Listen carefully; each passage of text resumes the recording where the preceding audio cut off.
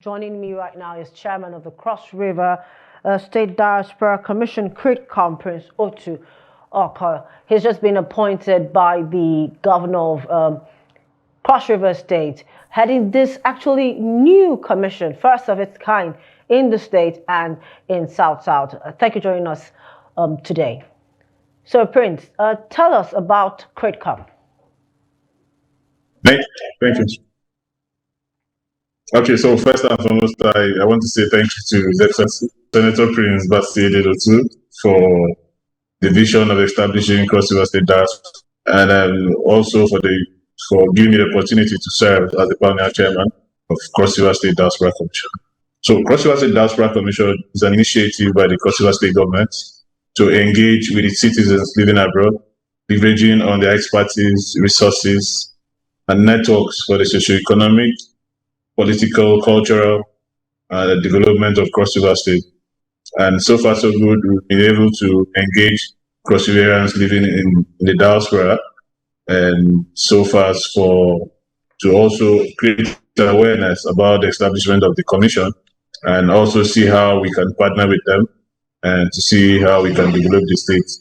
So we've had about 2 town hall meetings where a lot of Cross Riverians all over the world connected, and then they've expressed their readiness to partner with us to see how we can support His Excellency in the good work he's doing and to develop the state from where it is to where it ought to be.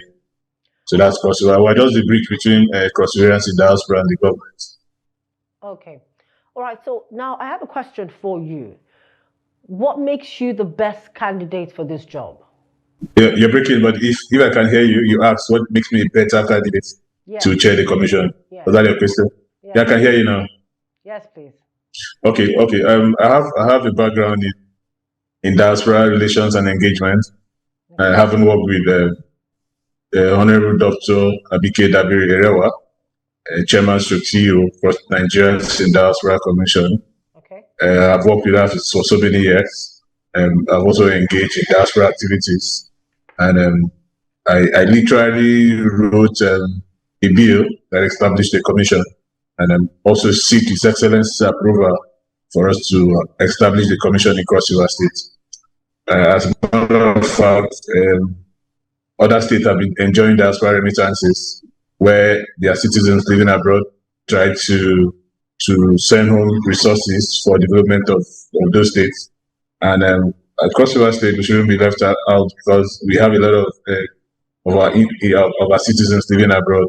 And I felt I have to bring it to the state, seeking His Excellency's approval, which was graciously granted, and we had to establish the commission. So I have serious background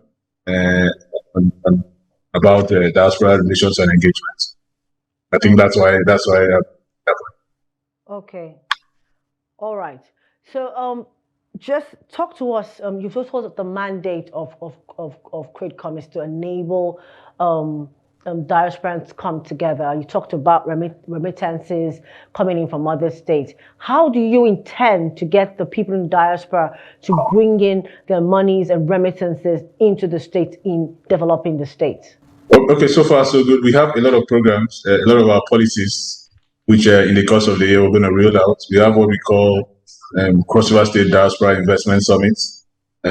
It's a public-private initiative where we'll bring in investors, Cross Riverians in diaspora, investors, businessmen, and local investors and local businesses to a roundtable where we will sit down and see how we can bring about investment in Cross River State. And also we've also engaged Cross Riverians in diaspora on the need to give back to their state in way of remittances and in way of vessel of brain drain, in a way of capacity building, in a way of entrepreneurship development. And we've really made them see the need. Before now, a lot of them express fear about how if their investment will be saved, and because of insecurity perhaps.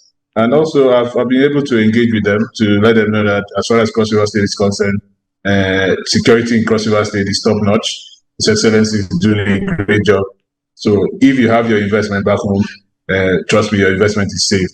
And also, we're also looking at how we can partner with other MDAs state level to see how we can bring about ease of doing businesses in cross-river states, because we have a lot of cross-rivers in diaspora that are willing to give back to the states, some through businesses, some through investments, and we're seeing how we can walk a way of walk a tax rebate where ease of doing business will be better for them, because a lot of them are complaining about taxation. And recently I had an interface, a meeting with the chairman of Internal Revenue Service. So we've really discussed at length, and we're seeing how we can come up with a modality. And very soon the blueprint will be out, so everyone can come do business with us, feel free and feel safe. So far so good.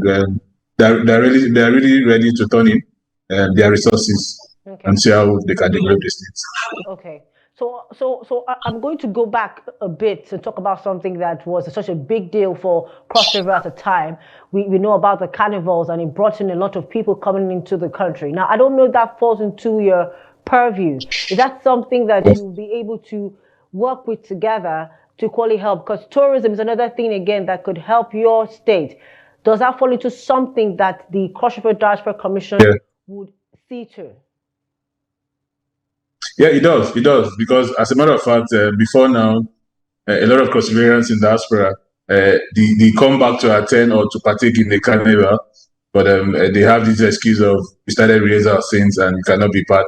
So right now we have what we call Diaspora Carnival Ban, where all cross-rivers and even Nigerians even abroad can partake and also dance on the streets of the carnival. So we've also looked at the area of tourism. By next week, we're hosting Chief of Mission International Organization for Migration, Calabar, and that's another way of driving tourism, because we have what we call this initiative we call Diaspora Assistance for Sister States. And before now, Cross River State was not benefiting because we didn't have a Diaspora Commission. So as soon as the commission has been floated, we had to write to IOM to see how they can partner with us and also give us those diaspora assistance they've been given to other states. So in terms of tourism, we, as a commission, we have a leg in so many things. We have a leg in tourism, we have a leg in cultural exchange, we have a leg in investment promotion, we have a leg in education, we have a leg in agriculture, we have a leg in science and technology, we have a leg in international donations. So we are broad, we cover almost all the sector, and we're working really hard to see how we can meet up and make our mandate done. Okay. All right. Thank you. Since you're already taking us in that direction, talk to us, and this will be our last question for you today, the key investment sectors of CRIDCOM. If, as a diaspora, I decide to come into Cross River to invest, to see my remittances and my money work for the state, what investment sectors is CRIDCOM looking at and is lucrative for me as well? Okay, so far so good. In those of we went there to see priorities because investing, and we'll be able to gather area of priorities across almost all the MDAs. Already, His Excellency is doing a good job. We look at how we can also come in, how they can support His Excellency by opening up Cross River, not just Calabar as a city, but Cross River as a whole.